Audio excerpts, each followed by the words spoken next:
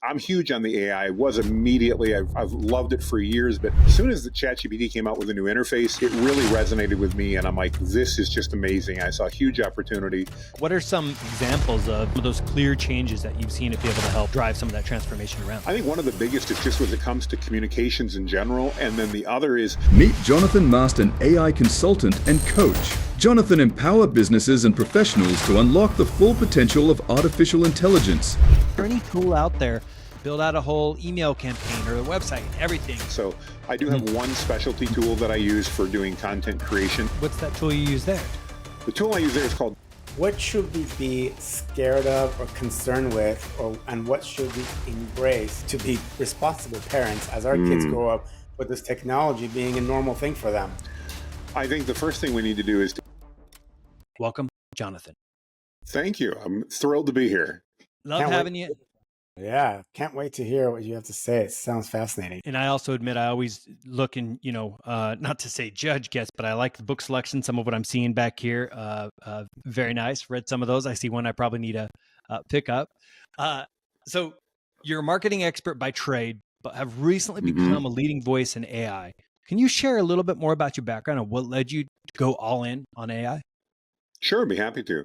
Well, I've earned all this white hair on my face. I sold my first website in 1995. Oh, wow. And actually sold it off a PowerPoint presentation. And my boss at the time said, if you can sell it, I'll hire whoever we need in order to deliver it. I was a sales guy, and so that's all the challenge I needed, and we did. Fortunately, the project turned out really well, and I've been involved in the industry since. Started my first agency my first agency in 2006. Made a few errors, and so restarted in 2010, and that's the agency Valor Circle that we grew into 7 figures. Rebuilt it entirely in 2021 and 2022 because we realized that as a project-based agency, it was just way too much work. And so we kind of replumbed the company to be more focused on marketing services and monthly recurring revenue. And we're fortunate within 7 months, we'd rebuilt it back to 7 figures. And we're really happy about that. And then as we grew, I'm kind of the ADD visionary guy. And it was always good. As long as I stayed in the sales and marketing side of things, everything went well. But of course, having founded the company, been there a long time, we still had clients that would reach out to me on occasion. And I'm a nice guy, so hey, I'll help you out with things. And that was great until my team got involved a month later. And they're like, what did you do? And I'm like, well, what do you mean? And they're like, well, it's not like what you did was wrong, but that's not how we do things. And they have to redo everything. And I sat through enough leadership team meetings with people going, would you please just not do that, Jonathan? That I said, maybe it's time for me to go do something where I can break some more rules and not upset people and not cause consternation, because I love my team and I didn't want to cause any problems. Yeah. And I'm huge on the AI. Was immediately, I've loved it for years, but as soon as the ChatGPT came out with a new interface, it really resonated with me. And I'm like, this is just amazing. I saw a huge opportunity. And so I decided it was time to step away and really focus on teaching others, using my business experience, but teaching others how to leverage AI within their organizations. And one of my real passions is how they can leverage it with their teams, not just how can the leadership team and the C-suite do it, but how can we push this down into the teams and get our teams to embrace it? Because we see some just massive, massive productivity gains, opportunities to save time, opportunities to increase revenue. And one of the most exciting things, opportunities to provide more value to our clients, all by using AI and doing it all at the same time. I'd love to hear, as you mentioned, somebody does different things. Like, what are some examples of, some of those clear changes that you've seen it be able to help drive some of that transformation around? I think one of the biggest is just when it comes to communications in general. And then the other is helping business owners get things done that they know they need to do, but maybe aren't doing because they can't find enough time to do it. And one of the big examples there with most of the people I work with is just standard operating procedures. We all know the importance of having them in place so that our team can deliver regular, repeatable service to our clients, and we can manage and keep that service level where we want it to be. But as happens in many small and medium businesses, we don't have anybody that's in charge of SOPs. So as a result, those SOPs don't really get done. They end up in somebody's head. Maybe they end up as a bullet list, but not much more. And of course, that's not helpful when somebody new comes on the team and needs to learn how to do something. Yeah. AI, as one of many things, can take that bullet list and turn it into a comprehensive SOP in less than 30 seconds. You can edit it in less than 3 minutes, and now it's done. Have you tried any of those new tools or looked at the ones where they actually capture, the process while you're doing it and creates the SOPs? So one of my favorite ways to create SOPs is admittedly being a guy with ADD is I love to turn on Loom and I record what I'm doing. I take the transcript and I send it over to ChatGPT or Claude or Gemini and have it make the SOP based on that. Then we've got a video that's a walkthrough, and then we've got a detailed SOP for all those people that want to read that. The video is for guys like me that are visual, and the rest of it's there for everybody else. Love it. Nope, that's great. Yeah, the tool, and I can't remember the name of it right now, that I've seen is really interesting because as you go through, it'll actually grab screenshots of your screen. Yeah. I don't remember the name, but I know the tool you're talking about. It's pretty amazing. I probably just because I'm 55 years old, when the Loom video works so well, it's like I don't want to learn something new. No, but I love hearing you say that. There's some amazing tools. Yeah, even when you say that, I'm like, oh yeah, that's right. It's like so interesting how so many straightforward things. I mean, I run into it all the time too. I was talking to my nephew recently in regards to his business, and I'm like, well, why haven't you just gone to ChatGPT to do this? He goes, dang, like some people have just sometimes don't think about it. Yeah, exactly. And it almost it makes it so easy for whatever reason. It's sometimes out of just don't think about it. But I admit it's become a little bit of my I don't know if you call it a right or a left hand trying to lean into it, but I know that we're not taking advantage of it as much as we could. And I think especially you come from a background that was in the marketing brand, and I know you mentioned communications too, but space. And therefore, when you turn to it, you're often turning into it with the idea of, okay, how do you translate what you know so well into the prompts and the outputs that you would have created before. But I think for a lot of us who never wore that hat in the first place, and we're still trying to figure out marketing, it's not that second nature. So I'm curious on, some areas where, well, actually, first off, I'd love to start on prompting, because I've heard you speak about this before. Sometimes people get in their own ways about, okay, how do I come across the best prompt to be able to do something? And I heard you talk about that and actually how you leverage ChatGPT to help you with your prompts. So could you share a little bit more about your approach there? Yeah, I'd be happy to. So I guess I'm a bit of a contrarian. If you ask ChatGPT and when it does my personality, it says I'm a contrarian. I agree.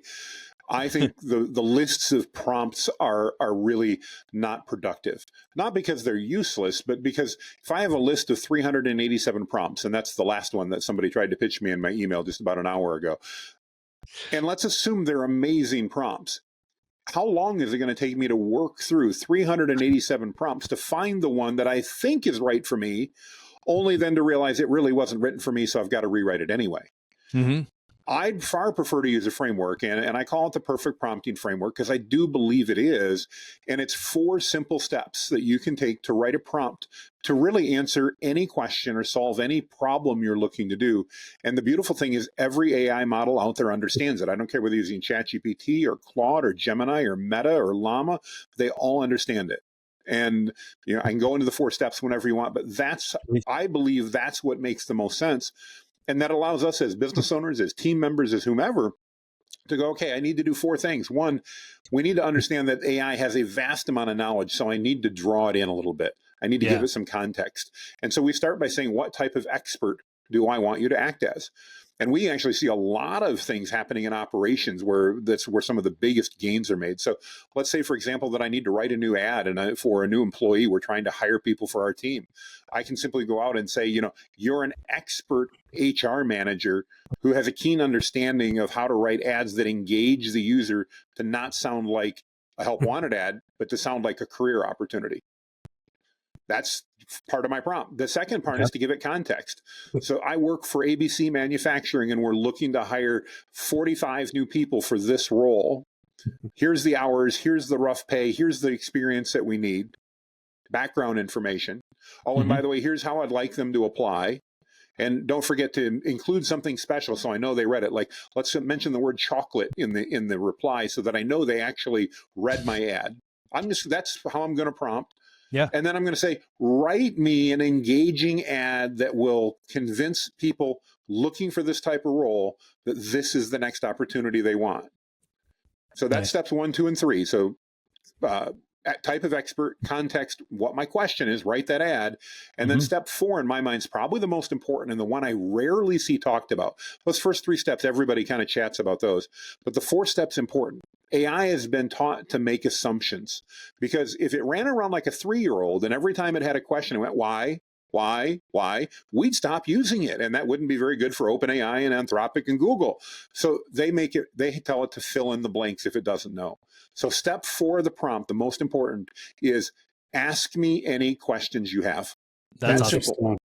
Yeah. And what happens is then it does ask you questions. And when you give it responses, the level of the response you get from the AI tool goes up exponentially. I have never done that before. I think it's the first thing I'm going to try.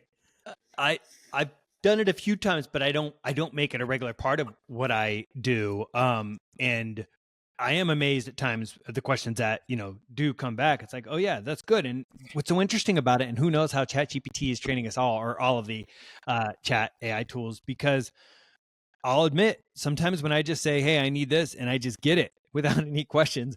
Yeah. Having led and managed a variety of people, at times I'm like, man, I love that ChatGPT just gets it and goes. But that key difference is what you're missing out by it not asking. And I would have never actually, maybe I shouldn't say that. Usually I prefer my team members to ask all those questions to make sure they get it right. Sure, it'd be great if they read your mind, but I think we assume ChatGPT is reading your mind when it's not. It's going to leave out all those details we don't ask for, which is dangerous. Or maybe we just don't know what details to give it because we don't know what we don't know. That's a great point. I compare it to, if I'm collaborating with you on a project, Michael, and I walk up to your desk and I say, hey, we need to create a new SOP. And you go, great, what are we going to create it on? And I go, it's about how to open up the office in the morning. Okay, great.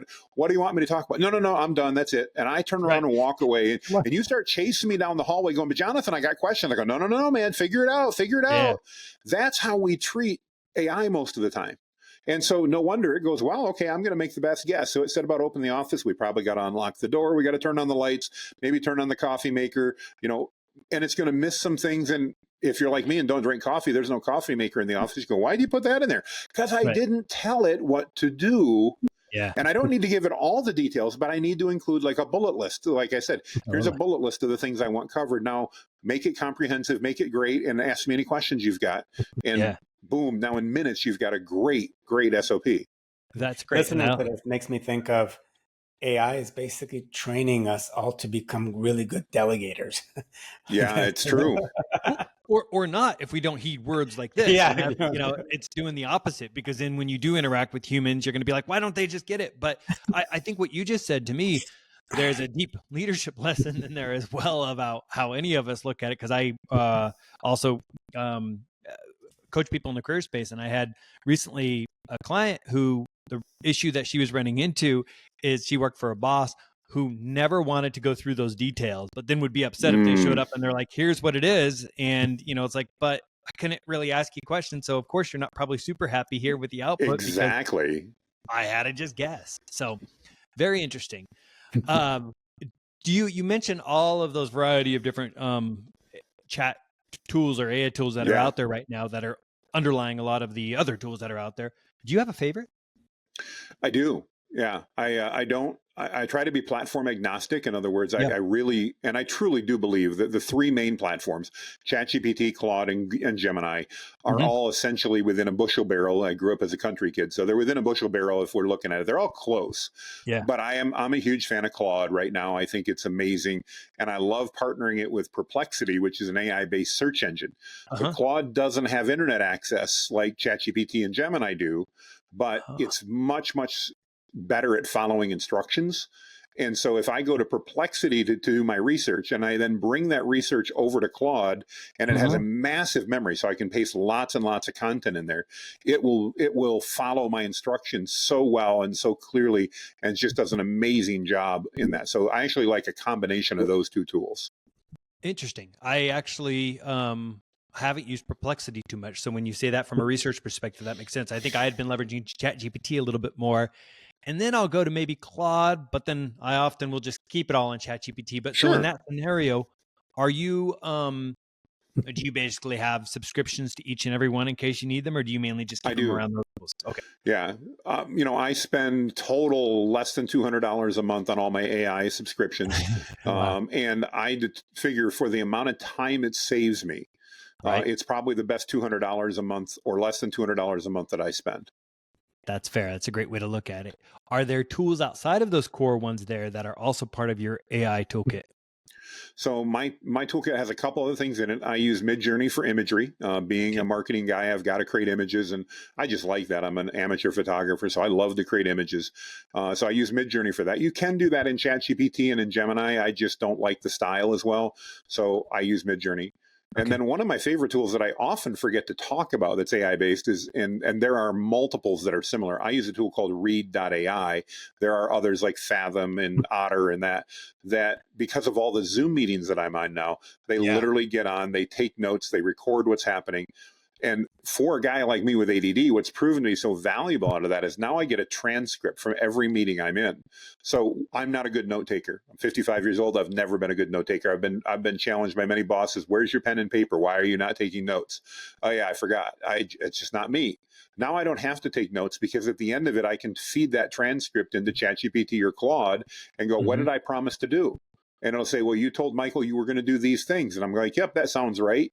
And now I've got my task list made out of that. So that's a tool I don't talk about a lot because it kind of works just in the background automatically, but it's proven to be wildly successful. I actually hadn't heard of that one, but I heard of Otter. So similar concept. Yeah, same basic thing. Yeah, it's, there's a number of them in that group. They all really do about the same thing. Okay. Is the one that you mentioned just part of the Zoom kind of apps you plug into it, or is it an external? It's an external subscription that I pay for. So it's part of that $200 a month that I'm paying. I think it's $30 a month for their top tier plan. But what I like about it, it does integrate directly with Zoom. So when I'm in Zoom, it automatically joins the meetings. And one of the other things I like is, for example, I'm part of a coaching program that has a regular weekly coaching call.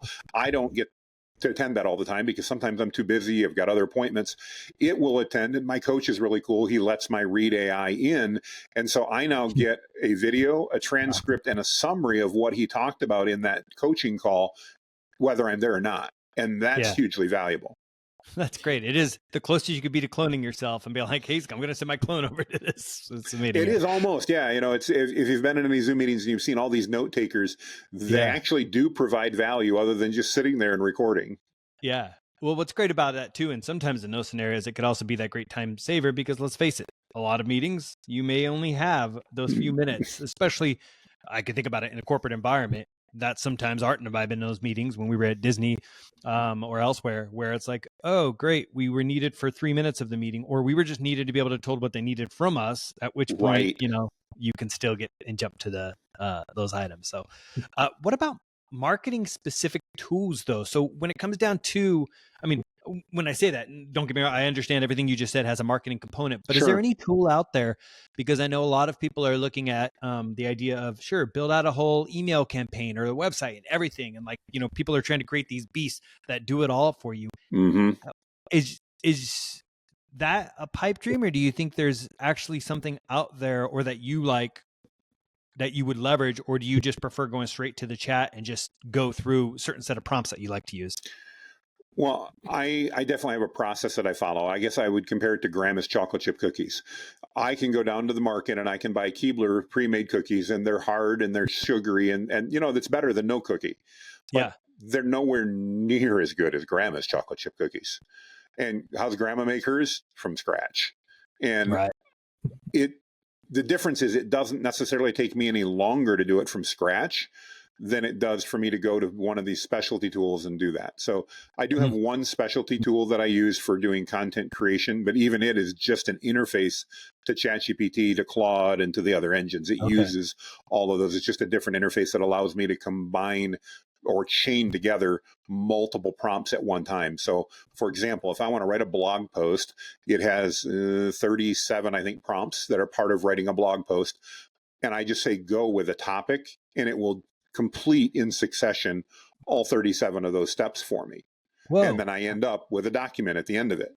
And that's so much better than if I go to ChatGPT or Claude or anything and go, write me a blog post about, how wonderful it is to be on the Art and Michael show and the value that that's going to bring. It'll write a decent blog post. It might be 500 to 700 words, but that's about it. Yeah. Using some other tools in 37 prompts.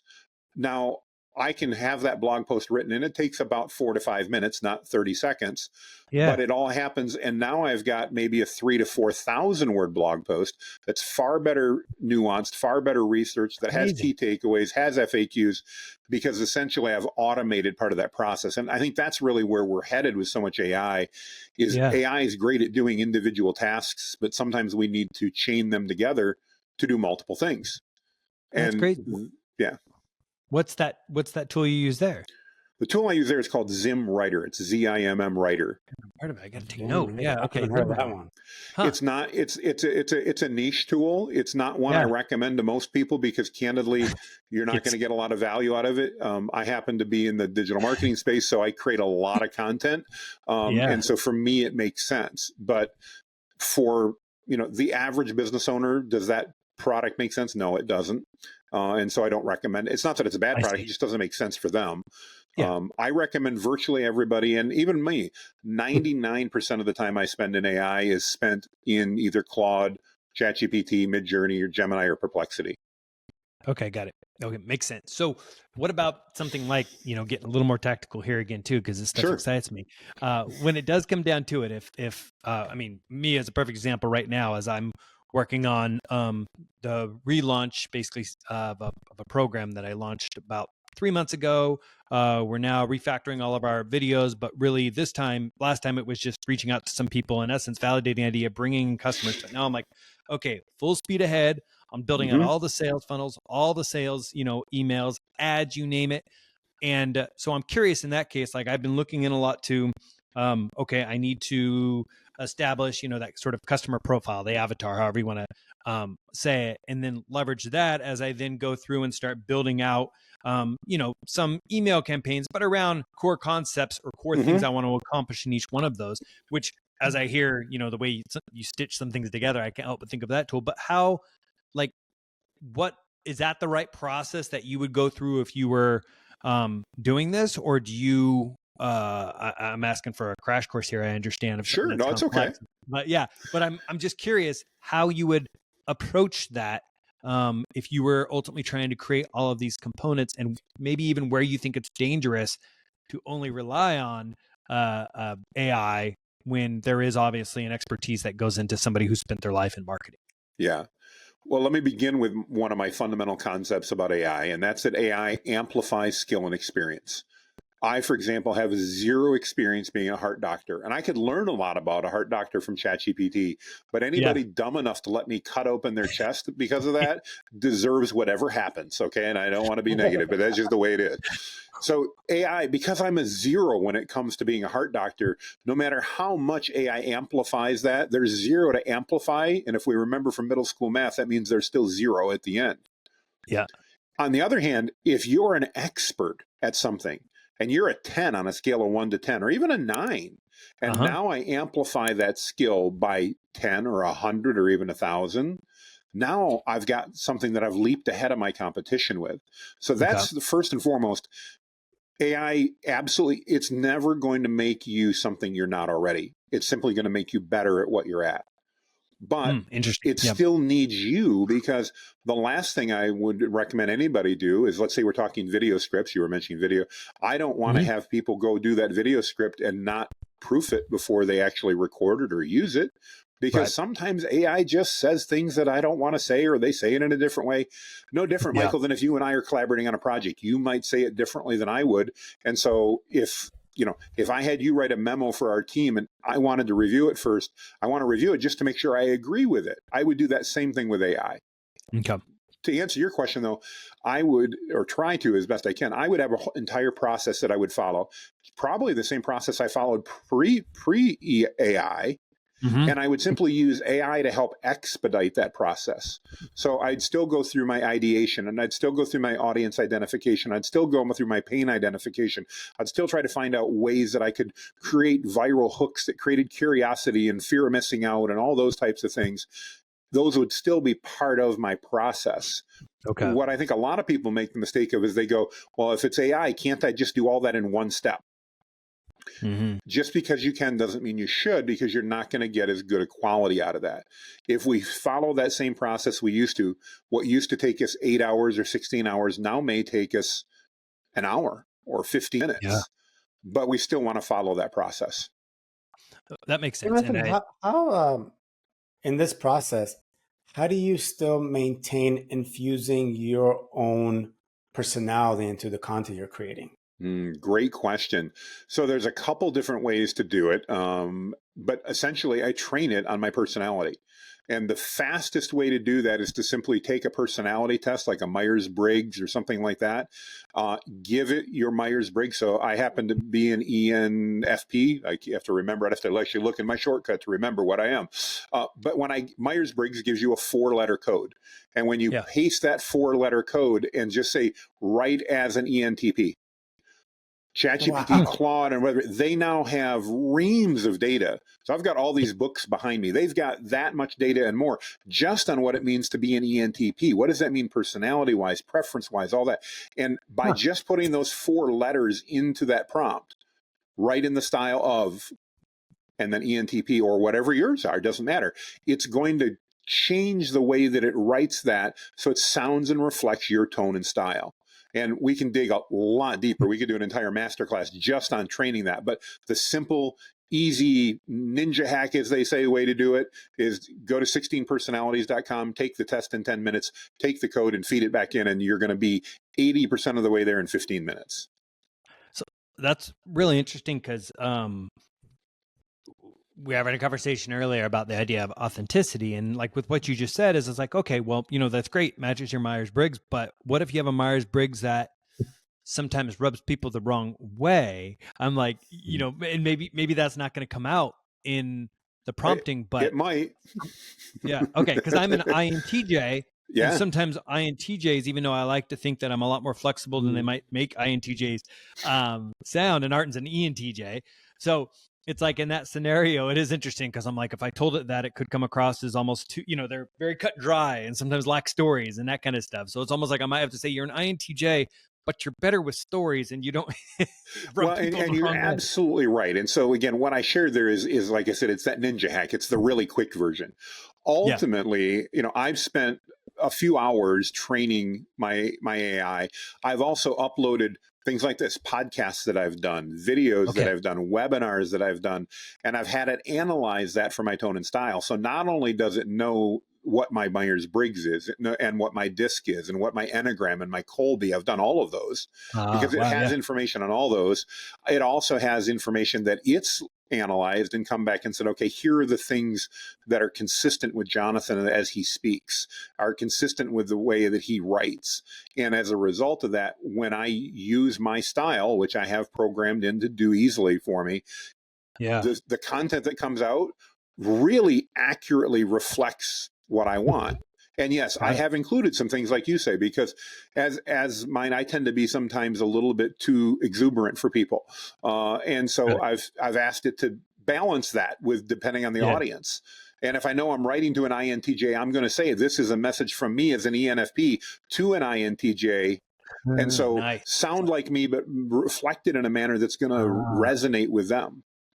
That makes a lot of sense. And that's a huge advantage of AI because let's admit it, most people in life, if they do understand what somebody else's Myers-Briggs or whatever personality is, that doesn't mean they're necessarily good at understanding the other one's style, but that's where these tools can actually really help you. Yeah. Now you make Yeah. me want to have my audience, hey, do me a favor, take this so I understand what your profile is. There's a future of segmentation that you could do related to that when it comes to email marketing and other ways that you actually reach out to them. Absolutely. In fact, we just wrapped up a challenge where we did that. I think you guys know I've got a large Facebook group, and we ran that through there and taught people how to do that, because it was something that a lot of people ask about. It's a very common question. Yeah. Wow. It makes me wonder now when you say that, in the future of even people managing one-on-one. This goes back to what's Elon Musk's brain embedded? Yeah, I don't know the name, but yeah, I know what you're talking about. Yeah. Neuralink. Thank you. Yeah. Combined with tapping into this stuff, real time, a person's going to be like, I need to touch on, this. However, I'm not sure exactly how that will work yet, but yeah, pretty crazy. Yeah. I'm curious, Jonathan, what's your take on AI, whether it's marketing, but / customer service. And all of a sudden, as customers, you're interacting with AI versus a real human. I'm just curious about your take on that and where you think that's headed and if it's good or bad. I'm probably a bit of a contrarian for most AI people. Most AI guys and gals love the idea of customer service bots and sales bots and prospecting bots and these AI tools that will essentially remove the humans from that process, so that at any point in time, that person calling in gets the perfect pitch for what they need to hear. We're not there yet, guys. Plain and simple, we're not. The other issue we've got is that AI still isn't reliable enough. As much as I love it and use it, I think I commented earlier, I use Claude a lot because it follows directions better than some of the other models. That doesn't mean it's perfect. And so I don't want to have a bot that's talking to my prospects who are coming to my website or calling into my company and having it try to figure them out as best as possible without a human being involved at some level. That's just my personal choice. Now, I do think we're headed down that road. That's a road we're going down, and there's no turning around. We're headed there. Mm-hmm. I think as a business, if you want to do that, that's great. I have zero issues with it. But I really encourage you to be transparent with your prospect at that point, or your customer, that you have two options. You can wait on hold. Imagine you're calling the utility company. You can wait on hold for an hour and a half and talk to a human being, or you can talk to an AI bot in the next 30 seconds. What would you like? Right. Well, I'm going to choose the AI bot. And if I know it's an AI bot, I'm much less likely to be frustrated with any misinformation or anything else that goes on. But if a business tries to portray that as a customer service that's a human, I think they're just asking for the problems that are going to come along with that. It's a great point. You almost take some responsibility when you're like, sure, I'll talk to this one here. I know it's not perfect, but at the same time, that the company wins because you're getting potentially a faster way to get to that response. I'll admit that, like, when you look at, you said utilities, definitely any of the phone companies, airlines, Airbnb being a property owner there. Yes. All of those would benefit greatly from having, in some cases, I'm like, please let me just talk to your AI assistant because maybe we'll get somewhere. Well, and let's just say they can handle 80% of the calls, which today they probably could handle 80% of the calls. So. Now that means that the 20% of the calls that do need a human touch are actually much more likely to get it because they're not competing with that other 80% for that same time. So it is a great tool and can be used well. I only caution business owners who get a little too starry-eyed and go, I can fire my sales team, I can fire my customer service, I can just do... Yeah, you might as well close the doors because you're not going to keep your customers if that's what you do. Right. What it means is you could probably train them better. Hey, maybe even pay them better so you're not training a new one every 6 months because you're trying to, skirt on pay there. Yeah, I think it's a important concept. And I think it is one that people have this worry in general. And it's that big question around AI and what it means for jobs. So what is your take on how much AI is going to impact people's jobs? Well, let me be very clear. It's going to impact jobs. The Industrial Revolution impacted jobs. The PC impacted jobs. The internet impacted jobs. It's going to impact jobs. There's a lot of naysayers out there, and I think they're headline seekers that are like, oh, my goodness, we're all going to lose our jobs, and nobody's going to have anything to do.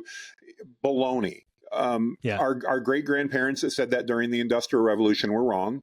Our parents who said it when the PC came out were wrong. Those of us that were old enough when the internet came out that said it were wrong. AI is going to impact it. Yes, it's our responsibility, whether we're an employer or an employee or anyone else, to know this is a tool that's not going away. If we act like the proverbial ostrich and stick our head in the sand, it's not going to fare well for us. We're going to get hit up the side of the, well, not the head because it'd be in the sand, but we're going to get hit. If we, in other words, look at this and go, wow, this is an amazing tool and I want to learn how to do it.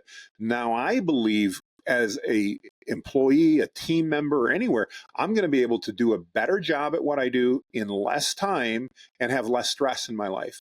So if I'm in, if, let's say I'm that customer service rep who every time I hang up the phone automatically rings again and I have to answer it because there's so many people in the queue on hold.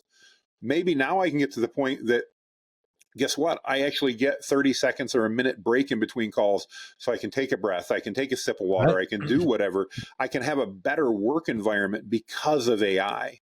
Yeah. Or improve the process for that matter and actually get better at what, An improvement I would love to see is if I'm talking to a bot, like whether it's, I don't know, it has to be quiet. As soon as there's background noise, they think I just answered something. We don't understand your answer, sir. Would you like? I'm like, God, why do I have to be in a quiet place for this? Isn't there noise cancellation? So I can't wait for that improvement. At least noise cancellation, so I don't have to be in a quiet place. Well, and I do think that's one of the big improvements we're going to see in the next few months. OpenAI has already announced it and supposedly started releasing it. Not sure if they actually have. I have not talked to anybody that's done it, but they're actually, those are things that I do believe by the end of the year we're going to start seeing happening.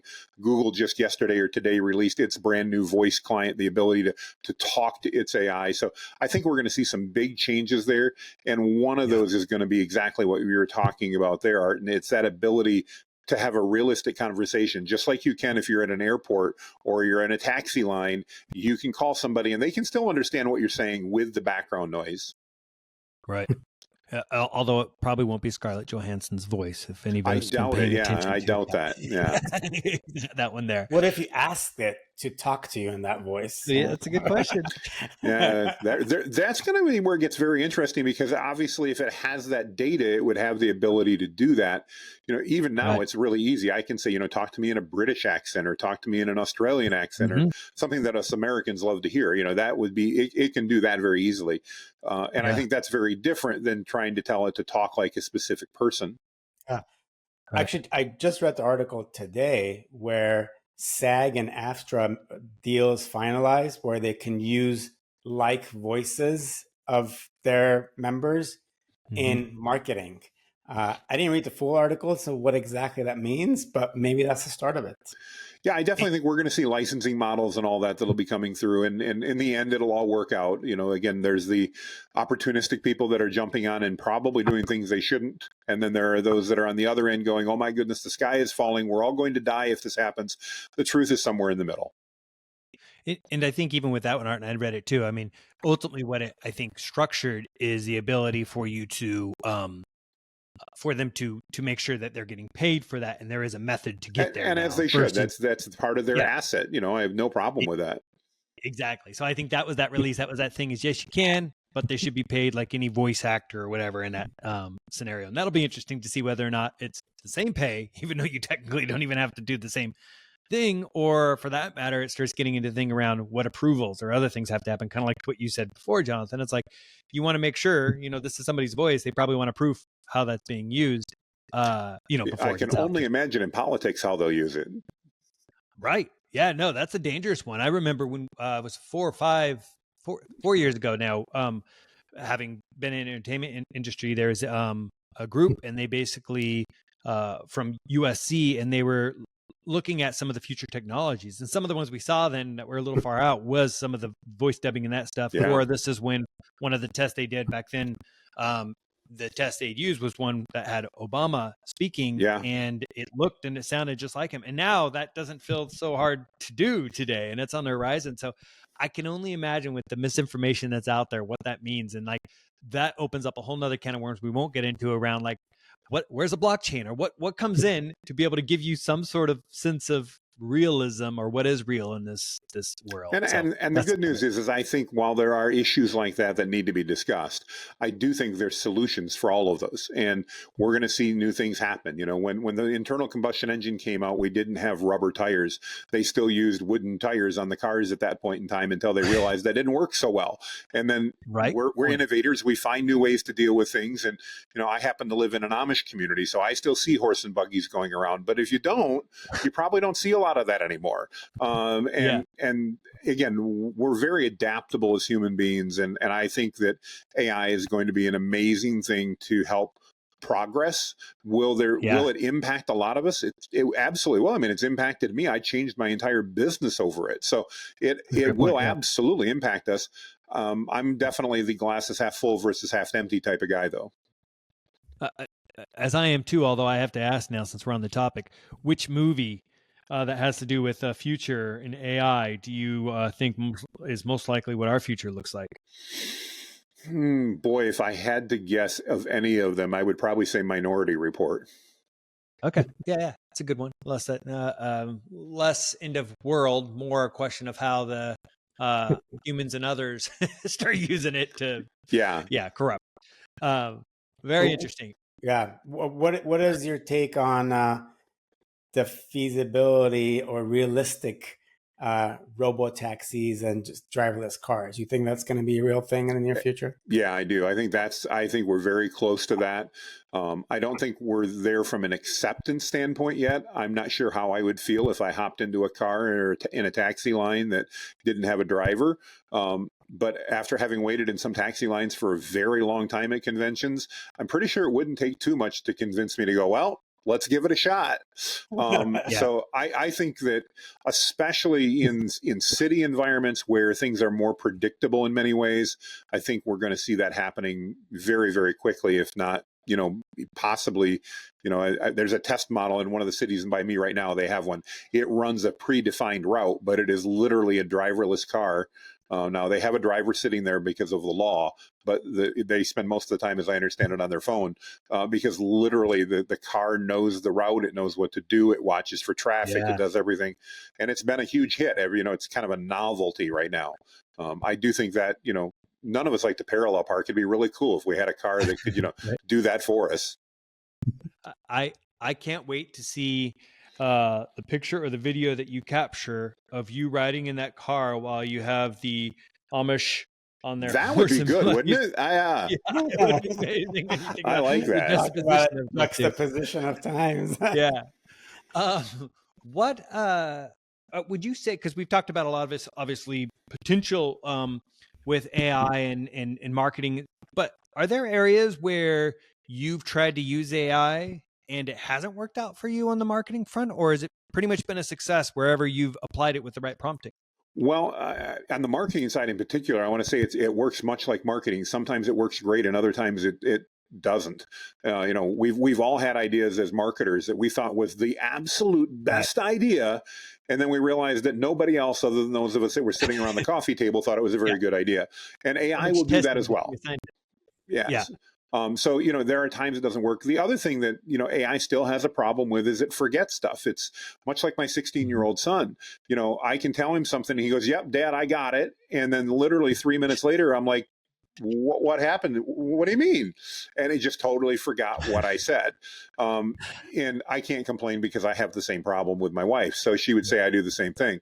But AI still has difficulty remembering and being consistent on an always basis. It's much better. It's continuing to improve, but AI can't solve everything. I just had a conversation today that might maybe explain my perspective. I don't think that we're going to, in the next year, see a lot of things that we didn't do before that now AI is doing. I do think that we're going to see a lot of things that we look at our current workflows and our processes and we go, AI could help here. And boy, it could really speed that part up. I think that's where we're going to see so many advancements in the next year, is not necessarily totally changing our processes. Some of that may happen, but most of it's going to be automating and AIing, for lack of a better word, things that we already do, because data analysis being a great example. If I get a 300-page PDF report that I know I should read but don't want to read, Now I can analyze it with ChatGPT or Claude or whatever, and I can have a conversation with it, and I can narrow in on those parts I want. Kind of like we were talking about the meeting. I can now not go to the meeting or not pay attention in the meeting, and I can in 3 minutes find out the parts I needed from it and act on those. Right. I'll do that with YouTube videos now. And oftentimes what that might mean is it might mean that it compels me to go back and watch even more of the whole thing. But at other times it might just be like, oh, they talked about this framework and that. Oh, please go into more detail about that framework. But it's also interesting because from a learning perspective, sometimes I actually find it valuable to get the high level overview in that way. And then I will go back and watch the entirety of it because I'm able to, engage a little bit more around it. You mentioned the 16-year-old son. I have a 6-year-old son and a 4-year-old daughter. Michael has 3 sons. As parents, like, what should we be scared of or concerned with, and what should we embrace to be responsible parents as our kids grow up with this technology being a normal thing for them? I think the first thing we need to do is teach them, like anything else, that there's a responsible use of it and there's an irresponsible use of it. And I think it's really up to us as parents to help define what that looks like. For our family, that means that I actually encourage my son to use it in his schoolwork, but not to necessarily cheat in his schoolwork or do anything like that, but to do the heavy lifting parts that he's not necessarily well equipped to handle or that aren't relevant to the things that he needs to go for. I'm not trying to get him to cheat, but I want him to know how to use it, because I know when he graduates in a couple of years, he's going to make more money by knowing how to use AI effectively than by knowing what date Columbus sailed the ocean blue. No offense to any history teachers. I mean, that's fine, but there's a difference there. The other thing I think we need, and this is a really great lesson, I think, for our kids, is, you mentioned earlier, Michael, about, false news and fakes and all that type of stuff. We're going to see more and more of that. So I actually believe it's a great opportunity for us as parents to teach our children how to be more discerning, because AI has been trained on true data and it's been trained on data we probably don't agree with. If we ever went to the library and you found a book that was pro one topic and negative, and they were next to each other, well, guess what? AI has been trained on both books. But nobody's told AI which one's true, if it's possible to even determine. So I think as parents, we have a tremendous responsibility and opportunity to really teach our kids discernment. And I think that's really cool, because I believe that discernment is one of those things that really helps you achieve success in life, not necessarily financial, but just life success, to have a better life if your ability to discern the truth from false. Totally agree with you. No, that's a really good point. And I think even for me, when I've thought about it with my the kiddos now, and as I'm like, well, let me show you this. It's like, I want them to have the foundation and understand the fundamentals. Because then they're able to go in and leverage tools like this. But it starts becoming this blurred line, because in some ways you're like, well, wait a minute, today, how involved should they be if they're writing out, an email sequence, for lack of a better way to put it? Because, even to this day, I admit I get confused on when I should use the PAS framework, PAS versus the ADA framework versus there's plenty more frameworks. You have a whole list of frameworks on your website. It's like, and it's like, so in some ways it's like, well, we don't even learn actually that depth in school. So AI can be better to help us, there, unless maybe advanced school, but just, thinking about getting through high school. But then at the same time, it's almost like, well, since they could probably write more compelling stuff with AI today than they could on their own, it's like, well, do they just jump to AI? But they got to know what's good and bad still. So it's that balance. But it's like calculators today, you're now at a point where it is like, I mean, why you want them to know quick math and addition, some multiplication, division. But beyond that, it's like calculators could do so much. And now you have these tools that could do so much. Heck, they could start doing complex formulas and forecasting and Excel type documents now, which is pretty amazing. So I guess for me, that line starts to blur a little bit of which one they should have. And I think history is absolutely one of those. You can learn so much from history, but why did we ever have to know, the whole, I think I know the rhyme for the, was it 1493 or 92? Yeah, 92 because of the ocean blue. Yeah, that's what, See, I hadn't even think. And I'm not saying that's not important. Part of it is I believe that if we're forced to learn something that we're not interested in, we're going to learn it for a test and then we're going to forget about it. That's most of what I learned in school.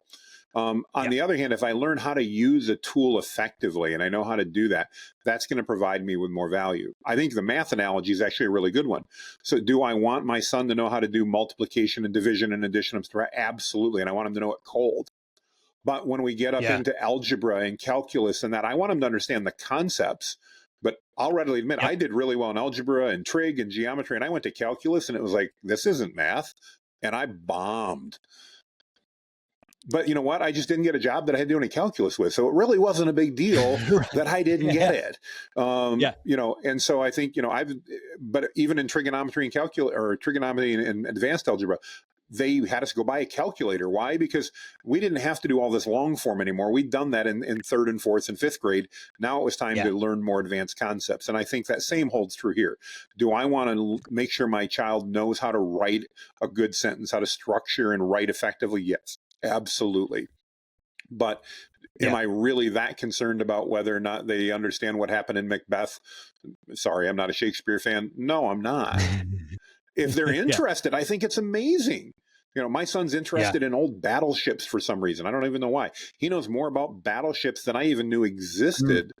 And the cool thing is AI has helped him learn a lot of that because he can do so much more research now and find things and learn that. And he's a walking encyclopedia about some of those aspects. I'm not because it's not of interest to me. But if you ask me about motorcycles, I can tell you things that most people don't even care about because I love motorcycles. Yeah.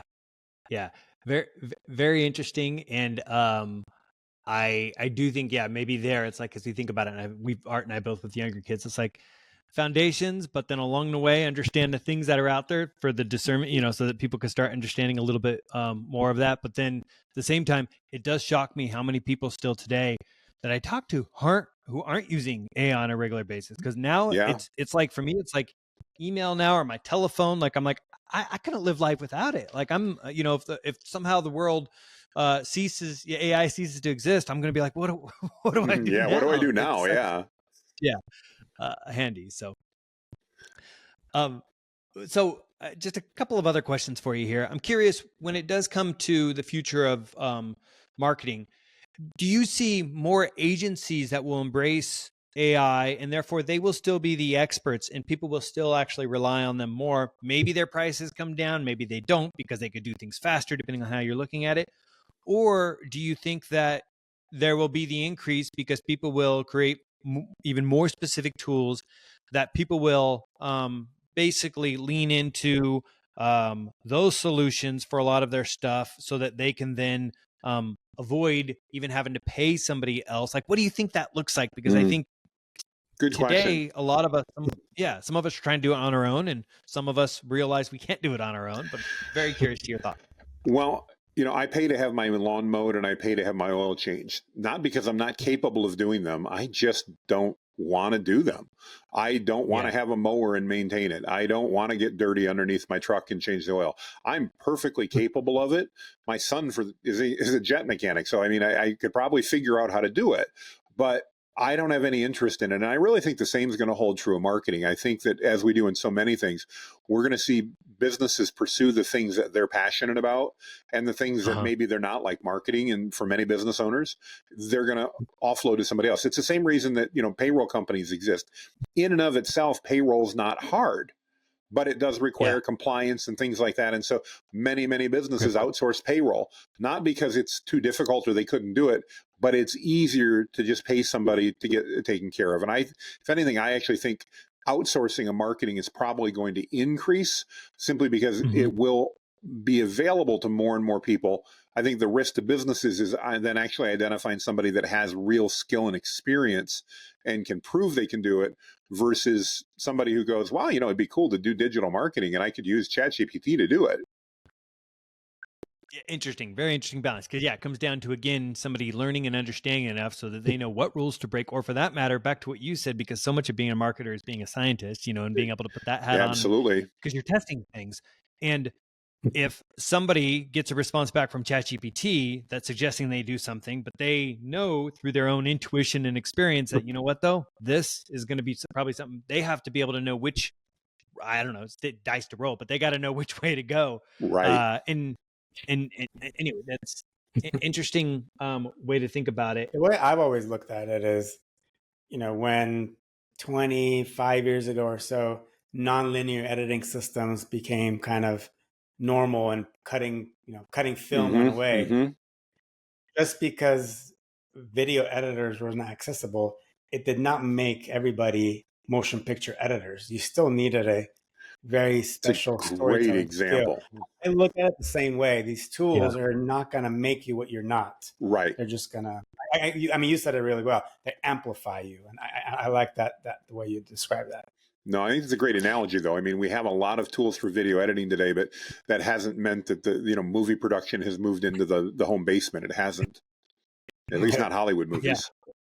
Yeah, right, exactly. Hollywood. Well, at the same time, interesting enough, you look at tools like YouTube and others, and heck, as this will be out there for people to watch, it's like people do have more of these things in their Absolutely. hands. But I think, and right now, I know that there's tools out there. Like I think just taking that nonlinear editing thing a little bit further, it's true. Like most of the editors all retrained for nonlinear editing.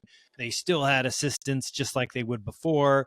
You still go through that process. Now today, theoretically, you might be on the set and you might be able to identify when you're talking about which take and what you might want to do, like give direction in this sort of way so that your assistant editor one is AI, but I still think you have your other assistant editor who is probably still going to go through because they know what you like, that AI is still working on.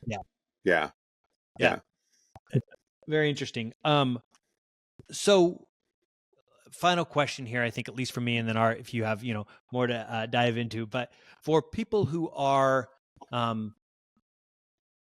trying to, again, get their own business off the ground and they want to leverage AI and they're not doing it enough, there they are now calling you. Maybe that's the answer. No. Sorry about that. What would you recommend? You're good.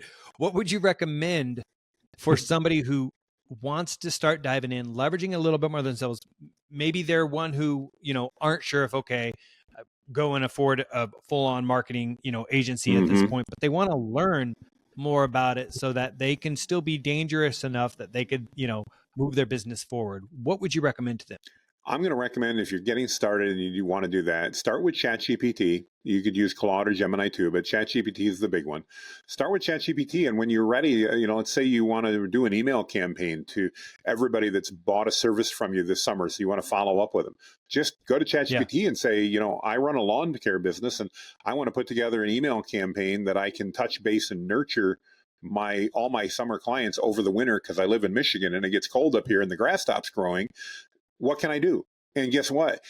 ChatGPT will come back with suggestions. And it'll say, well, what about if we'd put together in a campaign where we'd send them one email a month? And you can go, yeah, I like that. Or maybe I'd rather do it every 2 weeks, or maybe every other month. And you literally carry on a conversation, but almost treat it like a consultant. In fact, you can say, please act as a marketing consultant and help me plan out an email campaign to nurture my clients. Nice. I love it. Actually, funny enough, what you just said there was exact conversation I had with my nephew. So I'm making sure he's watching this and, he can hear it from the expert, not just his own. What is it? Anybody over 50 miles away is an expert, right? So I qualify. Yeah. Yeah. That's awesome. Exactly it. So great. Art, did you have any other questions? No, this has been an insightful and fascinating conversation. There are a lot of things that I wrote down that I'm going to try right away. Right. Jonathan, for any of our audience that wants to find you, how should they go about looking for this white-bearded fella? Well, the easiest way to do is just remember my name. It's Jonathan Mast, M-A-S-T. If you go to jonathanmast.com/linktree, you'll get all the ways to contact me, to connect with me, and anything else that you're interested in. Awesome. Really great having you on. We're going to go and put things to use now, so thank you so much. Thank you, guys. Have a wonderful evening. You as well.